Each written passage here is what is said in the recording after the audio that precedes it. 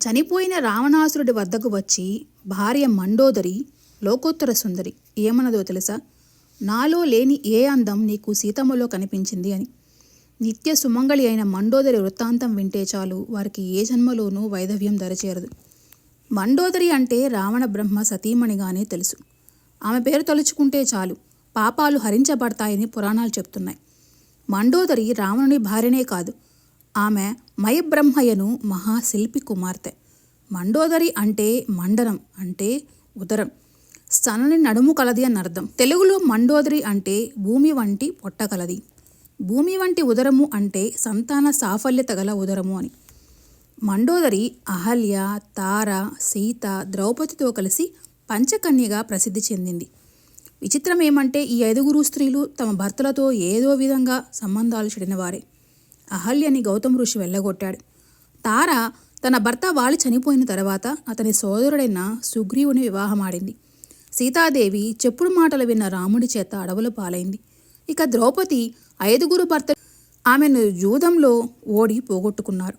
అయితే మండోదరి మాత్రం ఒక అసురుని భార్యగా మాత్రమే తెలుసు. నిత్య సుమంగళి మండోదరి.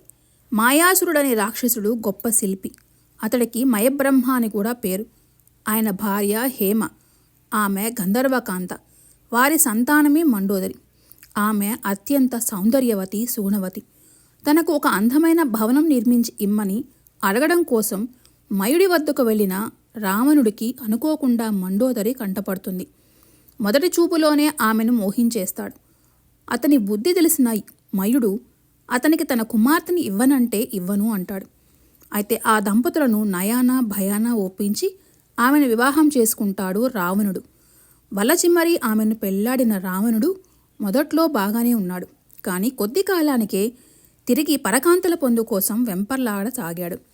ఎంత గొప్ప శివభక్తుడైనా, వేదాలు చదివినా, ఎంతటి పరాక్రమవంతుడైనా అతనికి పరస్త్రీ వ్యామోహం అనే అవలక్షణం ఉందని గ్రహించిన మండోదరి అతన్ని సరిదిద్దేందుకు ప్రయత్నించి విఫలమవుతుంది. చేసేదేమీ లేక ఓరిమితో సహిస్తుంది. భర్తతో కలిసి తాను కూడా శివపూజ చేస్తూ ఉంటుంది. రావణుడు సీతను అపహరించుకొని పోయి బంధించినప్పుడు కూడా మండోదరి వ్యతిరేకించింది. ఆమెను రాముడి దగ్గరకు పంపించేయమని భర్తను ప్రాధేయపడింది. చివరికి రాముడు రావణుడిపై యుద్ధం ప్రకటించినప్పుడు రాముడితో యుద్ధం జరగబోయే ముందు రోజు కూడా మండోదరి రావణాసురుడికి తన ఆలోచనను మానుకోమని బోధ చేసింది. కానీ ఆమె ప్రయత్నాలన్నీ చెవిటివాని ముందు ఊదిన శంఖంలా మారాయి. యుద్ధంలో రావణుడిని చంపేసిన తరువాత యుద్ధ ప్రాంగణాన్ని మండోదరి సందర్శించింది. మహావీరుడైన తన భర్త విగత శరీరుడై రణరంగాన పడి ఉన్న దృశ్యం ఆమెనెంతో కలిచివేసింది. రాముణ్ణి శపిద్దామని బయలుదేరింది. అయితే శాంతమూర్తిలా ఉన్న రాముడిని చూసి ఆమె తన మనసు మార్చుకుంటుంది. రాముడు సాక్షాత్తు విష్ణు అవతారమని గ్రహించి స్త్రీల పట్ల ఆయన కల గౌరవాన్ని, ఆదర అభిమానాలను స్వయంగా చూసి నిండు మనస్సుతో నమస్కరించింది. ఆయన మన్నలను అందుకుంది. అభిమానానికి పాత్రురాలైంది. తన పతి శరీరానికి అంత్యక్రియలు నిర్వర్తించుకునేందుకు అనుమతి ఇమ్మని అర్థించింది. రాముడు ఆమె మాటను మన్నించాడు. విభీషణుని పిలిచి రావణుని శరీరానికి అంతిమ సంస్కారాలు జరపవలసిందిగా సూచిస్తాడు. అంతేకాదు, మహాపతివ్రత అయిన మండోదరికి వితంతువు అయ్యే దుస్థితి పట్టకూడదని, ఆమెకు నిత్య సుమంగళి యోగం కలుగుతుందని, ఆమె పేరు విన్నంతనే పాపాలన్నీ తొలగిపోతాయని వరమిస్తాడు. అందుకే రావణకాష్టము అంటారు. రావణకాష్టము అంటే రావణుని శరీరాన్ని దహనం చేసిన తర్వాత ఆ దహనము ఎప్పుడూ వెలుగుతూనే ఉంటుంది. దానివలన మండోదరి వైధవ్యాన్ని పొందదు. కాబట్టి ఆ విధంగా మండోదరి నిత్య సుమంగళి అయింది. ఇప్పటికీ అంటారు రావణకాష్ట జరుగుతూనే ఉందని. అంటే రావణుని శరీరం ఇప్పటికీ దహనం అవుతూనే ఉందని అంటారు. సాధారణంగా ఎటువంటి స్త్రీ అయినా తట్టుకోలేని శోకం ఎప్పుడు అనుభవిస్తుందంటే భర్త అలాగే కడుపున పుట్టిన కొడుకు దిగజారినప్పుడు అనుభవిస్తుంది. మండోదరి మహాపతివ్రత, మయుడు హేమల కుమార్తె, 10 తలలు ఉన్న రావణాసురుని పట్టమహిషి. ఇంత గొప్పది. రావణుడి వక్షస్థలాన్ని చీల్చుకొని గుండెని ఛేదించుకొని బాణం బలంగా భూమిలోకి దిగి తిరిగి రామచంద్రమూర్తి అక్షయ తునీరంలోకి ప్రవేశిస్తే నెత్తురు ఊడుతూ రావణుడు భూమి మీద పడిపోయి ఉంటే, గద్దలు రాబందులు పైన ఎగురుతుంటే, దేవతలందరూ జయ జయధ్వానాలు చేస్తూ ఉంటే మండోదరికి కబురందించి పల్లకి పంపి పిలిపించారు.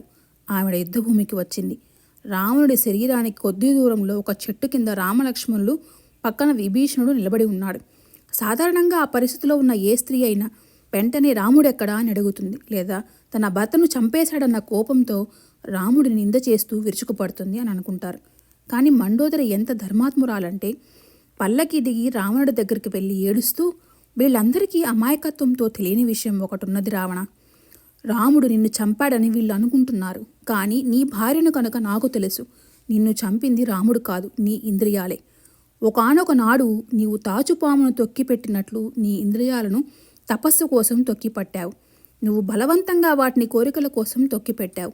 తొక్కిపెట్టిన కాళ్ళ కింద నుంచి తప్పించుకున్న పాములా పగతో నీ ఇంద్రియాలు నిన్ను కాటేశాయి. యుక్తాయుక్త విచక్షణ తెలియలేదు. అయినా నాలో లేని ఏ అందం నీకు సీతములో కనిపించింది. ఎంత మర్యాదగా మాట్లాడిందో ఆమె. అంత శోకంలో కూడా అలా మాట్లాడడం భారీగా ఒక మండోదరికే సాధ్యపడింది. ఎటువంటి నిష్పక్షపాత తీర్పు చెప్పిందో మనకు తెలుస్తోంది. ఈ ఒక్క మాట లోకానికి అందితే జాతి చేయకూని పొరపాట్లు చేయవని తెలుస్తోంది. కాబట్టి మండోదరి యొక్క గొప్పతనము అంత గొప్పది. ఆమె పేరు తలుచుకుంటేనే మహాపాపాలు తొలగిపోతాయి. ఆమె వృత్తాంతం విన్న వారికి నిత్య సుమంగళ యోగం కలుగుతుంది. ఈ వీడియో కానీ మీకు నచ్చినట్లయితే మరిన్ని వీడియోస్ కోసం లైక్ చేయండి, షేర్ చేయండి, సబ్స్క్రైబ్ చేసుకోండి. ధన్యవాదాలు.